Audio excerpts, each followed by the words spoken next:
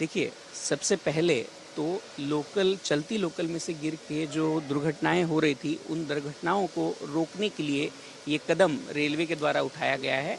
इस कदम के माध्यम से हम लोगों का ये प्रयास है कि यात्रा करते समय यात्रियों की सुरक्षा और संरक्षा को निश्चित करें, और उसी क्रम में उठाया गया ये एक बहुत ही महत्वपूर्ण और ऐतिहासिक कदम होने वाला है। इस ट्रेन में हम लोगों ने 3 मुख्य सुविधाएं प्रदान की है। जैसा कि आपने बताया, स्वचालित दरवाजे इस ट्रेन में हैं ही, लेकिन उनके साथ साथ में ही ये जो दरवाजे दिए गए हैं, इन दरवाजों में लगभग 2/3 भाग लोअर से दिया गया है, जिसके चलते हवा के आवाजाही को किसी प्रकार की कोई दिक्कत नहीं पैदा होगी, किसी प्रकार का कोई अवरोध नहीं पैदा होगा, और उसके चलते यात्रियों को परेशानी का सामना नहीं करना पड़ेगा।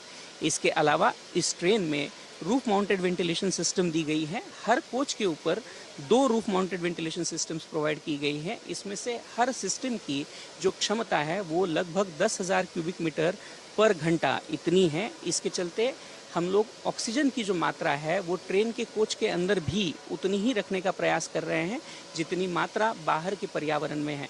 इसी के साथ में हम लोगों ने इस कोच में वेस्टिब्यूल की अरेंजमेंट की है। इन वेस्टिब्यूल की अरेंजमेंट के माध्यम से हम यात्रियों की जो भीड़ है उसका निश्चित तौर से समायोजन अलग अलग कोचेस में करना चाह रहे हैं। इससे चलते यात्रियों को किसी परेशानी का सामना ना करना पड़े, और जो भीड़ है वो अलग अलग कोचेस में प्रॉपर तरीके से समायोजित होगी। और तीसरी महत्वपूर्ण बात, हम लोगों ने जो इसमें विंडोज़ हैं, जो हमारी पुरानी नॉन एसी लोकल्स हैं, उनमें विंडोज़ की चौड़ाई लगभग 900 सेंटीमीटर है।